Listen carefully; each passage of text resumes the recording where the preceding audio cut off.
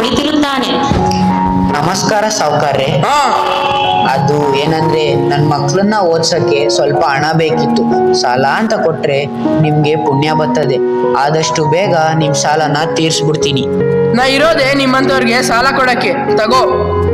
ಆದ್ರೆ ಒಂದ್ ವಿಷಯ ನೆನ್ಪಿರ್ಲಿ, ಸರಿಯಾದ ಸಮಯಕ್ಕೆ ಸಾಲ ತೀರಿಸ್ಲಿಲ್ಲ ಅಂದ್ರೆ ನಾನ್ ಮನುಷ್ಯನೇ ಅಲ್ಲ. ಆಯ್ತು ಬುದ್ಧಿ. ಆಯ್ತು, ಹೋಗ್ಬಾ. ಏ ಅಪ್ಪ ಬಂದ್ರು ಕಣ.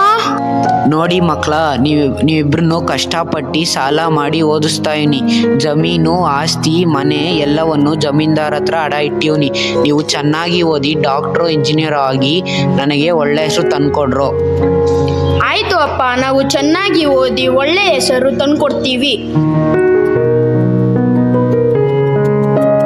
ನಮಸ್ಕಾರ ಸ್ವಾಮಿ. ನಮಸ್ಕಾರ, ಕುತ್ಕೊಳ್ಳಿ. ನಾನು ಈ ದೊಡ್ಡ ಕಾಲೇಜಿನಾಗ ನನ್ನ ಮಕ್ಕಳ ಸೇರ್ಸಕ್ಕೆ ಬಂದೀವ್ನಿ. ಈ ದಾಖಲೆಗಳನ್ನು ಮಾಡ್ಕೊಂಡು ನನ್ನ ಮಕ್ಕಳನ್ನ ಸೇರಿಸ್ಕೊಳ್ಳಿ. ಒಳ್ಳೆ ವಿದ್ಯಾವಂತರನ್ನಾಗಿ ಮಾಡಿ ಸ್ವಾಮಿ. ಎಲ್ಲ ಡಾಕ್ಯುಮೆಂಟ್ಸ್ ಸರಿಯಾಗಿದೆ. ಅಡ್ಮಿಷನ್ ಮಾಡ್ಕೊಂಡಿದ್ದೀನಿ. ಇಲ್ಲೇ ಎಲ್ಲ ಹಾಸ್ಟೆಲ್ ಫೆಸಿಲಿಟಿ ಚೆನ್ನಾಗಿದೆ. ನೀವು ನಿಮ್ಮ ಮಕ್ಕಳನ್ನ ಇಲ್ಲೇ ಬಿಟ್ಟು ಹೋಗ್ಬೋದು, ಏನು ತೊಂದರೆ ಇಲ್ಲ. ನೋಡಿ ಮಕ್ಕಳ, ನಿಮ್ಮನ್ನ ನಂಬಿ ದೊಡ್ಡ ಕಾಲೇಜಿನಾಗ ಸೇರ್ಸಿವ್ನಿ. ಚೆನ್ನಾಗಿ ಓದಿ ನನ್ಗೊಂದು ಒಳ್ಳೆ ಹೆಸರು ತಗೋವನ್ರಪ್ಪ. ಸರಿ ಮಕ್ಕಳ, ನಾನಿನ್ ಬರ್ತೀನಿ. ಸರಿ ಅಪ್ಪ, ಹೋಗ್ ಬನ್ನಿ.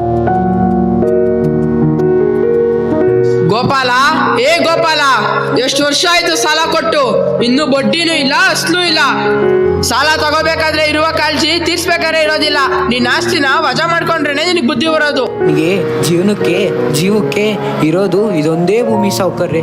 ಇದನ್ನು ಕಿತ್ಕೊಂಡ್ಬಿಟ್ರೆ ನಾನು ಮಣ್ಪಾಲಾಗ್ಬಿಡ್ತೀನಿ ಸಾವ್ಕಾರ್ರೆ, ಮಣ್ಪಾಲಾಗ್ಬಿಡ್ತೀನಿ. ಅಪ್ಪ ಏನಾಯ್ತಪ್ಪ? ಮಕ್ಕಳೇ, ನಿಮ್ನ ಓದ್ಸಕ್ಕೆ ಅಂತ ಜಮೀನ್ದಾರ್ ಹತ್ರ ಸಾಲ ಮಾಡಿದ್ದೆ. ಅವರು ಈಗ ನನ್ನ ಆಸ್ತಿ ಎಲ್ಲನೂ ಕಿತ್ಕೊಂಡವ್ರೆ. ಏನ್ ಮಾಡೋದು ಅಂತ ಗೊತ್ತಾಗ್ತಾ ಇಲ್ಲ.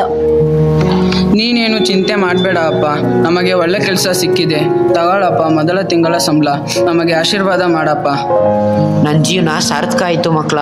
ಕಷ್ಟಪಟ್ಟು ಸಾಲ ಮಾಡಿ ನೀವಿಬ್ಬರನ್ನು ಓದಿಸಿದಕ್ಕೂ ಚೆನ್ನಾಗಿ ಓದಿ ಒಳ್ಳೆ ಕೆಲಸ ತಗೊಂಡಿದ್ದೀರಿ. ಈಗ ಮೊದಲು ಹೋಗಿ ಆ ಸಾವುಕಾರನ ಸಾಲ ತೀರ್ಸ್ಬಿಟ್ಟು ಬರ್ತೀನಿ. ಸಾವುಕಾರ್ರೆ, ಹಣ ತಂದೀವ್ನಿ, ತಗೋ.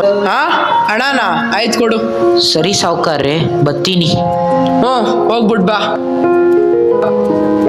ಅಕ್ಷರ ಎಂಬ ಬೀಜ ಬಿತ್ತಿ ಜ್ಞಾನ ಎಂಬ ನೀರುಣಿಸಿ ಶ್ರದ್ಧೆಯಿಂದ ಬೆಳೆದರೆ ಉತ್ತಮ ಫಲ ನೀಡುತ್ತೆ.